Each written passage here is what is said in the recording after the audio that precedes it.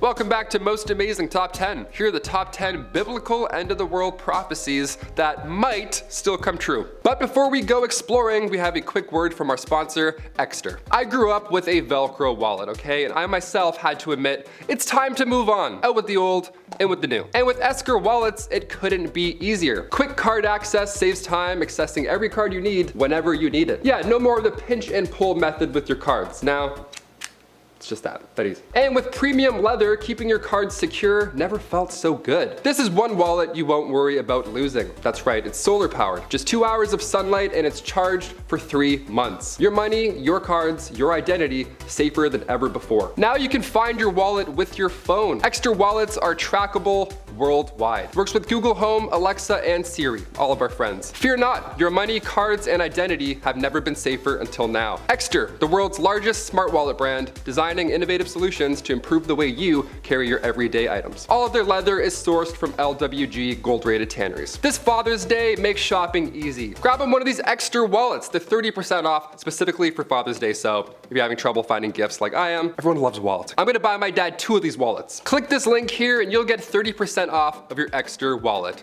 There you go. Happy Father's Day, Dad.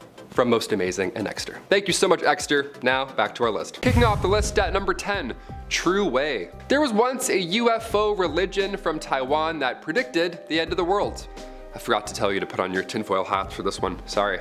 Of course I have to kick off our part 2 with this one. True Way religion mixes Christianity, Buddhism, Taiwanese folk religion, and UFO conspiracy all together. Just a potluck of fun ideas. How great is that? We love it. Leader Han Ming-chen believed that the end of the world was near, as do many others on this list. He preached that God would appear on US national television, of course on Channel 18, not HBO, Channel 18, very specific. He believed that Jesus would return on March 25th, 1988 to announce that he would officially return in the following week. So he would come and say, hey, see you in a bit, and then disappear again. It's a pretty wild prediction. The following year, he then preached that millions of devil spirits and a massive flood would result in the mass extinction of the human population. Nice, you're either gonna die by a flood or by demons. 50-50 at that point on the horrible demise. It sounded pretty frightening to some, but Han Ming-chen had a plan to save those who followed him and his beliefs. How convenient, the man with a plan. All you had to do was pay a large fee to then board a spacecraft disguised as a cloud that would of course then be sent to rescue them. Yeah, it gets crazier, believe it or not. Number 9, Millerism.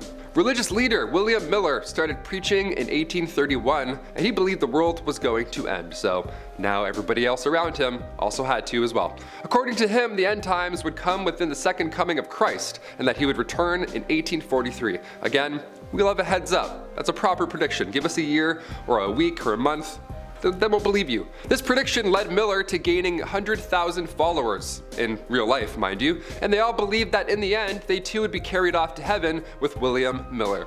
Obviously, the world didn't end in 1843, Miller recalculated and then instead predicted the end of the world would actually happen the following year, in 1844. Yeah, classic. He's like, nah, just keep waiting a bit more. We're like, come on, Miller. You're teasing us. Documents were found in one of Miller's followers who wrote about his experience waiting for the predicted events to unfold, and he seemed a little, dare I say, pissed off that nothing ever happened. And you know what? I would be upset too if someone was convincing me the world was gonna end, and then all of a sudden they're like, actually no, it's next year. I'm just kidding. I'm like, guy, I just spent all of my money. I left my family. What are we doing here? Number 8, the Prophet Hen of Leeds. Nostradamus who? We have a Prophet Hen now, okay? Step your game up. Step your animal game up. That's right, a barnyard animal was warning humanity of the end of all times. This all began in 1806 in Leeds, England. There once lived a chicken who laid quite the egg. Apparently on the eggshells were messages that read how, Christ is coming back. He's coming back. Yeah, I'm more of a scrambled eggs kind of guy, but these are cool too, I guess. These are cool eggs. The hen got pretty famous, obviously. Once word got out, people began to travel far and wide to see this miracle for themselves. But then next came the panic, right? Then they began worrying about this impending doom, but fear not. See, this chicken was in fact a fraud. He's a liar. He's a liar chicken. You liar. Well, no, the owner was a liar, but still. Guilty by association, pal. You're an accomplice. No, the chicken was very innocent here. Yeah, the owner had been writing on the eggs, and then they put the eggs back in the chicken to make it seem like the chicken had just had said eggs when company arrives. Yeah, pretty horrible, right? I'm surprised it took that long to catch on, to be honest. I'd be like, hey, maybe he's doing, I don't know, maybe he's putting the eggs back in. Just a guess. Number 7, the second beast. Yeah, just when you thought it was safe, a second beast shows up. There we go. I've lost track at this point. Giants, locusts, whatever it does happen, it doesn't sound like it's going to be a great time. Let's be honest here. Biblical beasts would be a way to go out. That would be an epic way, that's for sure. The first beast came out of the sea, but the second beast, that one came from the earth. Yeah, sneak attack, hidden in Revelation 13:11. Then I saw another beast rising out of the earth. It had 2 horns like a lamb, and it spoke like a dragon. Yeah, it sounds like the devil. Sounds like you're talking about the devil. Hiding in the earth, I mean, who else could it be? There's Jesus from up there, so big bad's gotta live, down there. The second beast isn't described as well in detail, but it did cause fire to fall from the sky, and it liked to mark people with the mark of the beast. But fire from the sky, that reminds us of something. Reminds me of something that happened back in 1666. Let's talk about it. Number 6, the Great Fire of London. Back in the 1600s, London saw quite the blaze, the Great Fire of 1666. Now, in the Bible, it references the number 666 as the number of the beast, living in the depths below, right? We just saw him, the 2-horned fella we just mentioned, right? Hiding down below, waiting, the second beast, waiting for the sneak attack. So many Christians in Europe back in the 1600s believed that the world was going to end in 1666. It's kind of like our version of the Mayan Calendar debacle back in 2012. The thing is, the Great Fire actually happened that year. Yeah, pretty scary. September 2nd to September 5th, the blaze destroyed the city, including 87 churches and 13,000 homes. Many saw this as the prophecy of the end of the world coming true, right? Obviously, you look around and it sure looks like it. But on the bright side of all this, pun not intended, with all the property damage, the death toll for this Great Fire was relatively low. It was only 10 people that lost their lives. That's less than half of the lives lost in Salem witch trials in comparison, so could be worse, could be a lot worse, but still definitely a biblical ending for 10 folks, which is pretty tragic. Number 5, the Great Flood. This one is most likely how we'll all meet our collective demise. Back in the 1500s, German mathematician and astrologer Johann Stoffler, he predicted that a great flood would cover the world and result, of course, in the death of humanity as we know it. Yeah, how fun is that? And like any great prediction, he even pinpointed a specific date. We love those. Again, we love warnings. Give us some time. Thank you. Let us pack our February 25th, 1524. This is when all of the planets would be aligned under Pisces, a water sign. So, flooding, you see the connection, right? Obviously someone put this together, thought they were a genius. Soon after he made this prediction, hundreds of pamphlets were spread around warning of this great flood. And as you can imagine, this caused a lot of panic to follow. Yeah, pamphlets go way back, eh? People have been giving those out for a while. Gotta do, let's top 10 oldest pamphlets. That'd be one. A German nobleman believed this, maybe a little too much, and he gathered all of his resources to build a 3-story ark. Yeah, the guy went full on Noah for this doomsday prediction. But I mean, can you blame him? Pamphlets, everyone's talking about it, I'd believe it too. In the end though, when the day did arrive, February 25th, 1524, it did rain, but it was a light one at most. No flooding going on in this town. Not yet, at least. Number 4, vampires. Vampires were mentioned in around 50 verses from the Bible. Yeah, can you believe that? Of course, this is an ongoing argument because the verse, there are those whose teeth are swords, whose fangs are knives, to devour the poor from the earth, the needy among mankind. Many believe it's not actually vampires here that's being referenced and rather just the wealth of the people that's being devoured. No actual, like blood sucking is actually going on. But I don't know, sea monsters, locusts, multiple horned demons, the devil, it sounds like vampires would be the least of our concerns, if I'm being honest. The 4 beasts of Daniel or Edward Cullen. I don't know, I could probably take them. Just get everything done during the day and wear tons of silver. Easy, I can do that. That's like Johnny Depp now. He goes out when it's just, sunlight. Wears a lot of silver. Is he a vampire? Johnny Depp's a vampire. I just realized. Number 3, Nephilim. There it is. The E in the I before E except the Nephilim. The Nephilim are demigods. They were described, of course, as being gigantic and scary in size. And in Genesis 6:14, they're mentioned as such.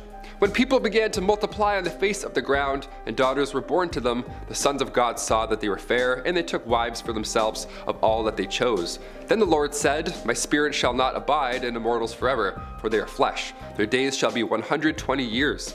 The Nephilim were on the earth in those days and also afterwards when the sons of God went into the daughters of humans, who bore children to them. These were the heroes that were of the old, warriors of the renown. So these sons of God, these fallen ones, many believe are not the greatest. They're fallen sons like Lucifer, right? Number 1333, there's a passage that says, "And there we saw the Nephilim, and we seemed to ourselves like grasshoppers, and so we seemed to them." Yeah, giants, grasshoppers, Lucifer, whatever's going on here, I'm all set. I would rather drown in the flood. Number 2, Mayan Calendar. It's 2022, which means the world thankfully did not end in 2012. But the Mayan Calendar predicted that on December 21st, 2012, this would be, a great doomsday. I remember I was alive during this. I was like 17. I was kind of worried, I'm not gonna lie. No meteors hit, Thanos didn't snap any of us away, nothing happened, but that date did mark the end of their 5,125-year-long calendar count. Yeah, and you thought you were a planner? Meet the Mayans. The Mayan calendar is extremely accurate, right? So that's why we kind of believed all this. Their calendar is 10,000ths of a day more exact than the calendar that we use today. Yeah, we have leap years to try and smooth it out. It's hard working out time, Planets and all that jazz, how did they do it? We have no idea. They used 20-day months and they had 2 calendar years. They had a 260-day sacred round and then a 365-day year. Every 52 years, these 2 calendars would coincide with one another, and this was referred to as a bundle, which is the Mayan equivalent to our century. Do you think their calendar was off? Is the end of the world around the corner? Many believe that it's actually going to happen soon, and that the 2012 is going to happen in 2022. And finally, number 1, the 4 beasts of Daniel. Damn, Daniel, back at it again with revelations and eating the world and destroying everything we know and love. We'll end this list off with a foreign one, because I'm nice like that. Of course, many of these endings to our big blue beautiful world involve a beast or 2, or a demon of some sorts, or just the devil more often than not. While the biblical 4 beasts of Daniel sound like they have some bang behind their buck, that's for sure. These entities are described as lions with eagle's wings. There's also a bear, and there's a leopard, and there's a 4th beast that is a complete mystery. Yeah, mystery beasts that could swallow the planet. We love those here at MA. The bear has 3 ribs in its mouth between its teeth, so that's a pleasant image to imagine when referencing such an animal. The leopard also has wings. Good stuff, so you can't outrun that one, as well as 4 heads. Again, good stuff. Now I've lost that's like 8 heads now? What are we at? The mysterious 4th beast is full of horns, and it's got iron teeth and 10 horns. That's so many horns, that's so many spikes. The 4 beasts symbolize the great 4 kingdoms, but the ribs and the teeth thing, that's gonna be in my head rent-free, that's for sure. Thank you so much for watching. Those are the top 10 biblical end-of-the-world prophecies that might still come true. I don't know. We'll see what happens. I'm Taylor McWaters. See ya. To say vampire seriously is so weird on a Monday morning. I just disappear at the end of the video. They're like, that was a dark ending. It was only 6. This guy's crazy. I was gonna sneeze there. I predict that I'll sneeze soon. Who's he? Oh, Jesus. I was like, who's he? I'm like, well, of course, the only he. The little spider just sitting there. It's actually a boom mic operator. It's a little spider. He holds the mic. What's that, dude? Happy Monday.